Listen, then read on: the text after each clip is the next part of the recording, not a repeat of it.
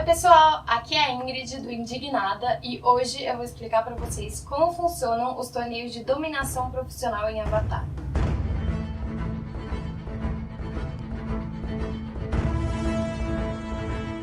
Bom, para quem não lembra, a dominação profissional é uma competição que aparece logo no começo de A Lenda de Korra. E ela é uma competição que é muito importante na série. Logo no começo, a Korra, ela lê no jornal que vai ter essa competição e ela quer muito ir, ela chama o Tenzin, mas ele fala que ela não pode porque ela tem que se dedicar aos deveres de Avatar dela. What do you say we go to the arena tonight and catch a few pro bending matches? That sport is a mockery of the noble tradition of bending. Então ela foge e ela vai mesmo assim.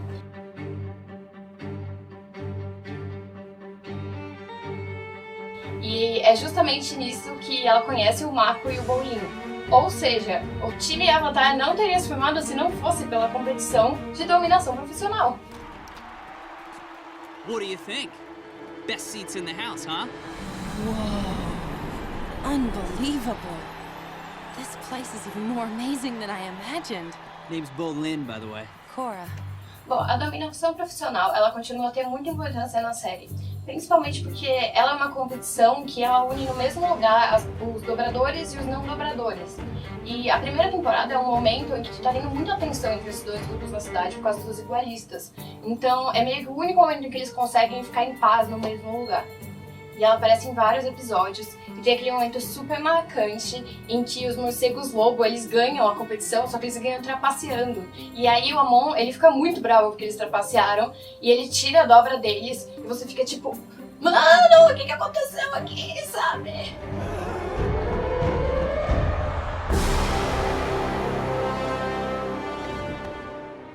Bom, e apesar da importância desse esporte, ele não foi muito bem explicado ao longo da série.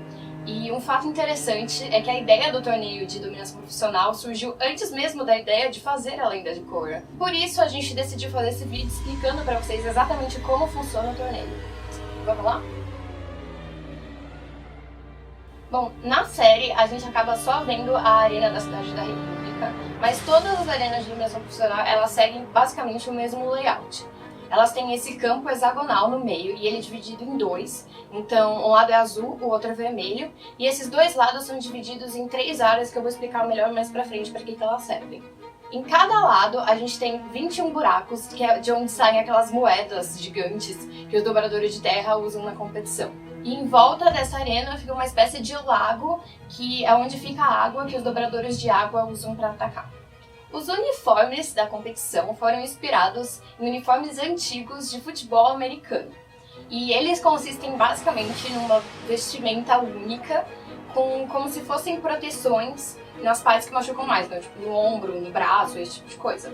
E cada time ele tem uma cor que aparece nessas proteções. Então, por exemplo, os morcegos lobos são cinza, enquanto os furões de fogo são vermelho.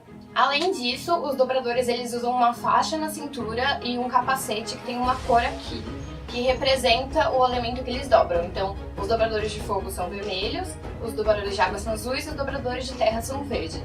E como na época que essa competição apareceu na série, os dobradores de ar ainda não eram em grande quantidade, a gente não tem dobradores de ar na competição. O torneio em si, ele acontece na última semana do último mês de cada ano e ele reúne as 16 melhores equipes de dominação profissional. E para você poder entrar, você tem que pagar uma taxa de 30.000 yuan, que é justamente essa taxa que o time da Korra não consegue pagar, e aí o pai da Asami acaba financiando eles para eles participarem do torneio.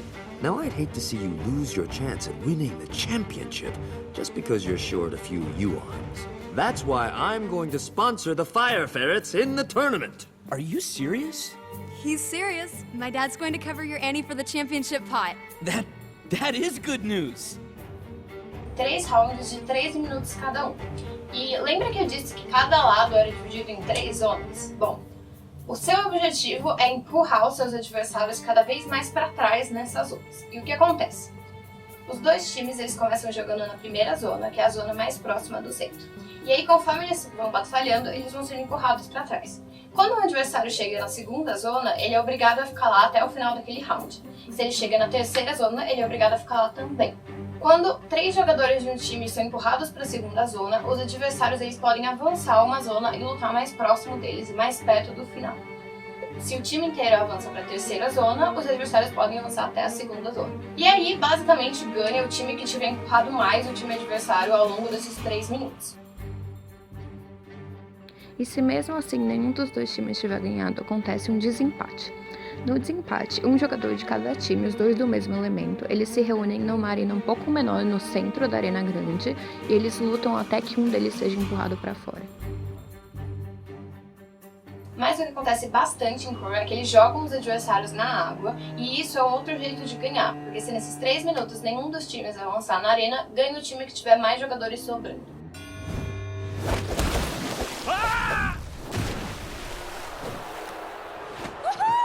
Man overboard! Fire Ferret Waterbender penalty. Move back 1 zone. What? Why? You're only allowed to knock players off the back of the ring, not over the sides. Oh. Oops. E bom, além das regras do torneio em si, a gente tem regras específicas para cada tipo de dobrador. Os dobradores de água e de fogo, eles não podem atacar com jatos que durem mais de 1 segundo. Ou seja, quando eles atacam, tem que ser tipo não pode ser tipo um chicote ou algo assim, entendeu? Além disso, dobradores de água só podem atacar com água em estado líquido, ou seja, eles não podem usar gelo, vapor, nem nada do tipo.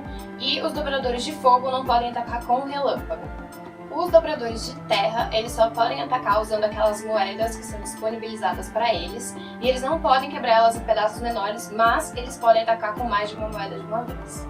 E bom, gente, isso é basicamente o que a gente sabe sobre o torneio de dominação profissional, até porque a arena foi destruída no final da temporada e o torneio foi cancelado nos anos seguintes.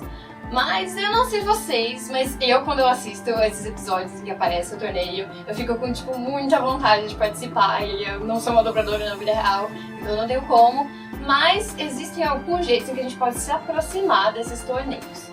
O esporte da dominação profissional, ele existe no mundo real, mas não é exatamente como na série, né? O que acontece é que você tem equipes que jogam bolas das cores dos elementos umas nas outras. Essa competição existe nos Estados Unidos desde 2013, mas aqui no Brasil a gente não tem nenhum time oficial por enquanto. A gente pode se aproximar de outras 2 formas. No jogo de A Lenda de Korra, você pode jogar dominação profissional como minigame e você ainda pode jogar com os personagens. Não temos datas exatas ainda, mas vai ser lançado um board game de dominação profissional. E ele vai funcionar mais ou menos como o Magic e o Battle Sims, que são jogos que você constrói o seu time para lutar e você vai poder construir o seu time de dominação profissional. Não se sabe exatamente a data exata em que ele vai ser lançado, mas a previsão é que aconteça mais ou menos ali em setembro ou outubro. Bom, galera, eu espero que vocês tenham gostado e que a gente tenha tirado todas as dúvidas de vocês, mas se sobrou alguma ainda, manda pra gente aqui nos comentários, a gente vai responder. Sigam o canal, sigam o Indignado também, o link vai estar aqui na descrição, eu espero. E muito obrigada por terem assistido, falou!